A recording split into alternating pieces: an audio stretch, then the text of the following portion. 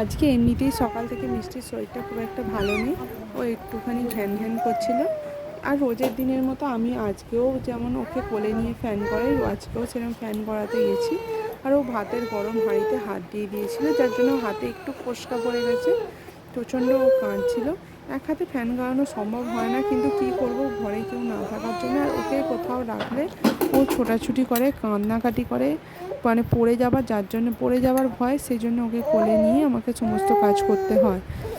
আর করতে গেছিলাম, আর ও কী করেছে, ওতে হাত দিয়ে দিয়েছে, হাতটা একটু অল্প করে পুড়ে একটু ফোস্কা মতো পড়ে গেছে। ওকে মাজন লাগিয়ে দিয়েছি, দেখতে পাচ্ছ কীরকম কাঁদছে। ওর হাতে মাজন দেওয়া আছে, এই যে হাতটা দেখাচ্ছে।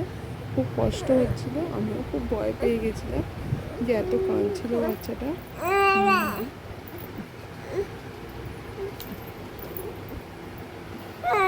এখন দেখো তোমাদেরকে জানাচ্ছে যে ওর হাতে ব্যথা হয়েছে, এখন একটু কেঁদে কেঁদে সবাইকে বলবে, বলে তারপর চুপ করে হবে। আমি একটু ভয় লেগে গেছিলো, এই যে কাঁদছে, ঘরে খুব কষ্ট হয়েছে। গরম তো একদম গ্যাস থেকে নামিয়েছি সবেমাত্র।